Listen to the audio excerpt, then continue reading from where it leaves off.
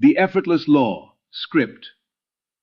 There is a silence underneath everything, not the silence of an empty room, not the silence of absence or loss, but something older and deeper than either of those, a silence that hums with the weight of everything that has ever been created and everything that ever will be. And if you are still enough, if you allow yourself to stop, truly stop, not merely pause before beginning the next effort, but genuinely rest the way a field rests after a harvest, you can feel it. You can feel the intelligence that runs beneath the surface of your life, organizing, sustaining, providing, growing you from the inside out in ways that require nothing from your anxious mind except one thing: the willingness to stop interrupting it.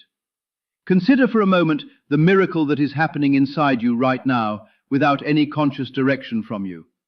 Your heart is beating. Your lungs are drawing air through a process of such staggering biochemical complexity that the greatest scientific minds in human history have spent lifetimes mapping only the outermost edges of it. Your cells are dividing, repairing, communicating with each other through networks of electrical and chemical intelligence that make the most advanced computer systems on Earth look like toys. All of this is happening right now, in this very moment, without your monitoring, without your effort, without your worry. The same intelligence that wrote the code for a living human being, that built an eye capable of translating photons into memory, that wired a brain capable of holding 30 years of experience and calling up any moment from it in an instant.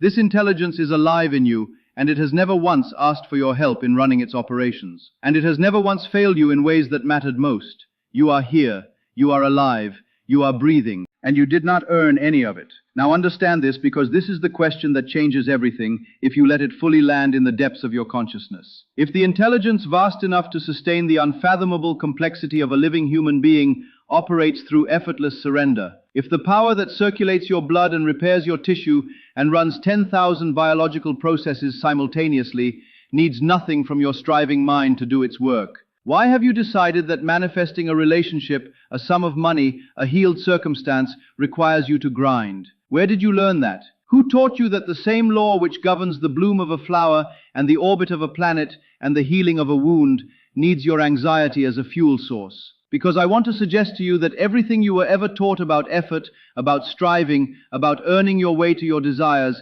every single piece of that conditioning is not just unhelpful. It is the precise mechanism of your delay. Most people believe that desire must be pursued.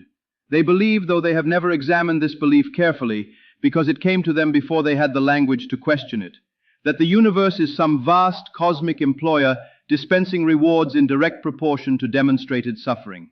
And so they suffer productively. They push at their practices with white-knuckled intensity, clenching their jaws around their affirmations, forcing their visualizations through sheer willpower, performing their gratitude as though before a celestial audience that is evaluating the quality of their performance before deciding whether they qualify for delivery. And then they are confused, genuinely confused, about why it feels like swimming in cement, why the harder they try, the further away the desire seems to drift, why the horizon keeps retreating no matter how many steps they take toward it.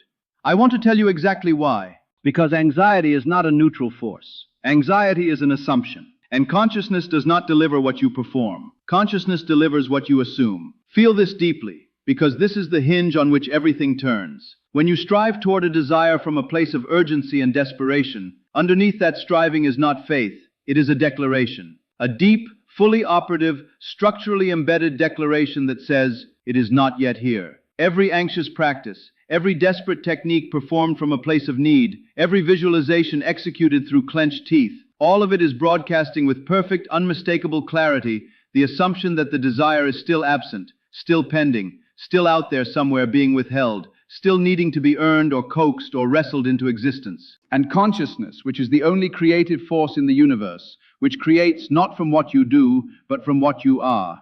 Consciousness hears that broadcast and without judgment, without mercy, without opinion of any kind, delivers back the precise physical equivalent of your dominant inner assumption. More absence, more not yet, more almost, because that is what you are most deeply, most persistently, most honestly being. This is why Neville Goddard said it with such startling simplicity. Assume the feeling of the wish fulfilled. Not work toward it, not hope for it, not perform it, assume it. And the difference between those words is not a matter of semantics. It is the difference between a life that feels like a struggle against reality and a life that feels like a river moving in its natural direction. An assumption is not something you do, it is something you are. It is the inner posture from which all your thoughts and feelings and actions naturally flow. You do not assume the color of the sky through effort. You simply know it is blue, and from that knowing, every perception of sky aligns accordingly. This is what you are being asked to do with your desire. Not force it, not earn it, not strive toward it, but know it, with the same easy, settled, completely unperformed certainty with which you know your own name. Let me tell you what that knowing actually feels like, because most people have been told so many times that they need to believe harder, feel more, visualize more vividly, that they have completely lost touch with what genuine knowing is. Think of a woman in the first weeks of pregnancy. She cannot see the child. She cannot feel the child move. To every external observer, nothing has changed. And yet she does not lie awake at night constructing elaborate mental movies of the birth to convince herself it is real. She does not perform affirmations about her pregnancy to maintain her belief in it. She does not anxiously monitor every day for signs that something is forming. She knows. And from that knowing, there is a particular quality of quiet that surrounds her. Not the quiet of emptiness, but the quiet of completion, the quality of a person who has received something real and is simply living in the reality of it. That is the state. Not the frantic, performed, strained energy of hoping something works, the simple, grounded, almost boring certainty of someone who has accepted a fact. It is done. Not will be done, not working toward done, already now in consciousness, done. Let this settle into your spirit, because there is something in this that will challenge a very deep conditioning in you. You have been taught in ways so embedded they feel like the nature of reality itself that ease is suspicious, that things worth having are difficult by nature, that struggle is evidence of seriousness, of deserving, of genuine effort. And so when someone says to you, relax, let go, stop striving, something rises up in defense. It says, but if I stop pushing, everything will fall apart. If I stop worrying, I am being irresponsible. If I release the effort, I am giving up. And I want you to look at that belief with great care, because underneath it, what it is really saying is this: I do not trust the law. I believe my anxiety is more powerful than the creative intelligence of consciousness. I believe that my worry is doing something useful in the universe. Do you see what that belief does? It makes your doubt the most important force in the equation, more important than the law itself, more important than consciousness, more powerful than the assumption. And that is precisely the trap within the trap. The belief that effort is necessary is itself the thing preventing the effortless arrival of what you desire. Because when you strain toward what you want, you are not merely working harder than necessary. You are actively reinforcing the very assumption that keeps it from you. Striving says, this is hard to get. Striving says, I am someone for whom this does not come easily. Striving says, reality is resistant to my desires, and I must overcome its resistance through sheer force. And consciousness, which is the perfect mirror of your deepest assumption, gives you exactly that experience. A world where what you want is difficult, where every step forward costs enormous effort, where nothing flows naturally toward you. Not because that is the nature of reality, but because that is what you have most completely, most honestly, most persistently assumed reality to be. The truth is that consciousness creates in the same way that light creates. Light does not strive to illuminate, it simply is, and illumination is its natural consequence. The sun does not effort itself into warmth. It simply is what it is, and warmth radiates from its nature without any internal struggle, without any performance of being warm enough. You are the same. When you genuinely inhabit an assumption, not perform it, not force it, not visualize it desperately into being, but actually, truly, at the level of bone and breath, accept it as the current fact of your inner reality, then the outer world has no choice but to reorganize itself around that assumption. Not because you made it happen, because that is the law. And the law does not fail any more than gravity fails. It does not forget. It does not take days off. It does not evaluate your worthiness before it operates. It simply delivers the physical equivalent of your dominant inner state with the same perfect reliability with which a seed delivers a harvest. The farmer does not dig up his seed each morning to verify that germination is underway. He does not perform elaborate rituals over the soil to accelerate the process. He does not lie awake calculating whether the rain was sufficient or the temperature optimal or the conditions precisely right. He plants and then he trusts. Not passively, not indifferently, not with the slackened awareness of someone who has given up caring, but with the active, grounded, bone-deep trust of someone who understands the law of the harvest and knows that his only role now is to not interrupt it. He waters, he tends, he does not dig. Your assumption is the seed. Consciousness is the soil. The law is the force of nature that grows the seed into the harvest, and your role, your only role, your whole role, is to plant with genuine inner conviction and then not dig it up with doubt. This is why the scripture speaks of the Sabbath not as a day, but as a state of being. The seventh day was not merely a rest from physical labor. It was the holy recognition of completion, the sacred pause that follows the finished work of creation. "It is done," said the voice that made the world. "It is good."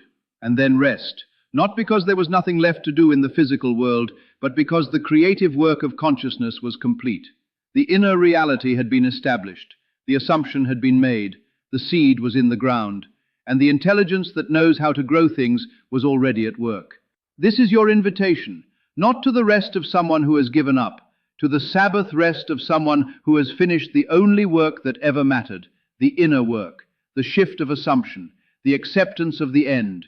It is done, it is good, and now rest. You must realize that there is a particular quality of inner silence that descends when a person genuinely inhabits the state of the wish fulfilled, when they have actually, not performatively, moved into the assumption of it being done. The inner conversation changes. For most people, the inner conversation sounds like crisis management, an endless loop of contingency and doubt running underneath everything like a low-grade fever. What if it doesn't come? What if I'm doing this wrong? What if I don't deserve it? What if I've missed something? What if the timing isn't right? That conversation does not end through suppression. You cannot force it quiet and call that peace, but it ends naturally, almost automatically, when you genuinely inhabit the assumption of completion. Because that conversation needs the premise of absence to survive. Remove the assumption of absence, not through effort, but through genuine inner acceptance of the fact of fulfillment, and the doubt loop simply has nothing to stand on. In its place, stillness, a fullness of quiet that feels completely different from emptiness, a silence that is pregnant with already, saturated with the felt reality of the fulfilled desire. And your body knows. This is something Neville understood deeply, and that modern psychology has confirmed in its own clinical language. Your body is always enacting your assumption. You know what anxiety feels like in the body, the tightness across the chest, the breath that stays shallow and high, the jaw that holds tension through the night, the restless, low-grade physical alertness of someone who is perpetually braced for a threat that never quite materializes. That is the body of someone assuming lack, assuming resistance, assuming that the world is a place where what they want is hard to get and may not come. And the body of someone genuinely at rest in the assumption of the fulfilled desire feels entirely different. The breath deepens without any conscious direction, the shoulders release, the eyes soften into a quality of presence that is not passive, but completely alive. There is a particular gravity to a person who is genuinely at peace with where they are and what they know. Not the arrogant peace of someone who has decided they are superior, but the quiet, self-contained, almost tangible peace of someone who simply knows. And that quality is magnetic in ways that words struggle to capture. People feel it before they can name it, and the world responds to it before it can explain why. This is what the world calls miraculous, though it is only the law being the law. The outer world begins to reorganize, not immediately in every case, not always in the form you anticipated, but with a precision and an elegance that, once you have witnessed it working in your own life, leaves you permanently altered. The right person appears in a conversation you almost didn't have. The solution presents itself in a moment of quiet, rather than in any moment of striving. The resource arrives from a direction you would never have thought to look, not because you forced it, but because you stopped pushing against it, and in that release, the current of your assumption was finally free to move through the channels of the possible without your interference. I want to speak now to the moments of contradiction, because they will come, and how you meet them will determine everything. You will settle into this knowing, this quiet certainty, this Sabbath rest, and then something will happen in the outer world that seems to contradict everything. The phone call that delivers bad news, the circumstance that looks like proof of the opposite of what you have been assuming, the appearance of evidence that what you desire is not coming, is receding, is further away than ever. And in that moment, something old and deeply grooved will rise in you and say, "You see, you were foolish. Look at what is actually happening. Look at the reality of your situation." And in that moment, you are given a choice that determines the direction of everything that follows. You can react. You can take the bait of appearances. You can let what you see revise what you assume. You can abandon the state, descend back into the anxious monitoring, and conclude that perhaps the law does not work for you, that perhaps you are the exception, that perhaps something went wrong somewhere. Or you can do something that requires far more courage than any outward action and is far more powerful than any technique. You can remain. You can look at what appears to be contrary evidence and say quietly, privately, with no need to announce it to anyone, "This is old data. This is the echo of a prior assumption moving through time, catching up with where I was, not with where I am. This does not alter my inner state. This does not define my assumption." And then you return, not frantically, not desperately, but with the calm ease of someone refocusing their eyes, to the stillness, to the knowing, to the rest. It is done. It remains done. The appearance does not change the fact. Every time you make that choice, something profound happens in your consciousness. You demonstrate to yourself, not to the universe, not to God, not to any external authority, to yourself, that your inner knowing is more real to you than your outer circumstances. And consciousness, registering this choice with perfect precision, deepens the assumption. It becomes more embedded, more automatic, more genuinely yours. Until eventually, and this day comes to everyone who is faithful to the practice, not of technique, but of state, the appearances simply stop moving you in the old way. Not because you have become cold or detached, but because your inner knowing has become so solid, so settled, so completely your home, that the noise of the outer world simply cannot reach where you actually live. There is something I need to say directly to the part of you that is sitting with all of this and quietly calculating. But what do I actually do? And I want to be clear, because this is one of the most misunderstood aspects of what Neville taught. The shift into the assumed state is not a call to passivity. It is not an invitation to sit in your chair and wait for the universe to deliver your desires to your doorstep. Action is part of life. Action is part of the process. But there are two entirely different kinds of action, and the difference between them is not in what is done, but in the state from which the doing flows. There is the action of anxiety, forced, mechanical, effortful in a way that depletes rather than energizes, generated from the assumption that you need to make something happen before it will happen, driven by the fear that if you stop, everything will stop. This action is exhausting precisely because it is powered by the wrong engine. And even when it produces results, those results have the flavor of the assumption they were born from. Hard-won, precarious, requiring constant maintenance. And then there is the action of assumption, the natural, almost effortless movement of someone who knows where they are going and is simply walking there, not forcing the river to flow, simply following the current that was already moving in the direction of their desire. This action feels different in the body. It arises from the inside out.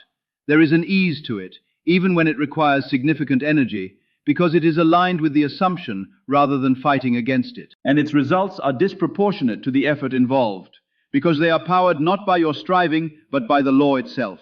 The distinction Neville consistently made was this: act from the state, not toward the state. Do not take actions designed to make you feel that your desire is real. Act from the feeling that it already is. The person who has received the promotion thinks and speaks and plans from a particular inner posture. That inner posture is the assumption. And when that assumption is your genuine operating reality, the actions that arise from it will have the quality of the assumption baked into them.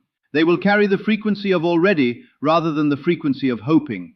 And the world which responds not to your physical actions, but to the inner state those actions are broadcasting, will respond accordingly. Let me give you something to carry into the hours and days ahead. Not a technique, not a practice, not a method, a question. Ask yourself, how would I feel right now? Not when it arrives, not if I saw proof, but right now, in this body, in this breath, in this moment. If I simply knew the way I know my own name, the way I know what year it is, the way I know that the floor beneath my feet is solid. If I knew that what I desire is already complete in consciousness, and therefore already inevitable in form. Not how would I feel if it were handed to me this instant. How would I feel if I simply knew that it is already done in the only realm that creates form, the inner realm, the realm of consciousness, the only reality there is. Find that feeling, not as an intellectual exercise, but as a physical, lived, breathed experience. Let it change something in your body. Let it soften your breath. Let it release something in your shoulders or your jaw. Let the feeling of it is already done become the atmosphere you inhabit, rather than a destination you are working toward. And then, this is everything. Be that. Not display it. Not perform it for the universe as though you are being graded. Simply be it. Let it be the quiet background of how you walk through your day, of how you hold yourself when no one is watching, of the texture of your inner life when you are alone with yourself in the small hours. The person who knows it is done inhabits a fundamentally different reality than the person who is hoping it will be done.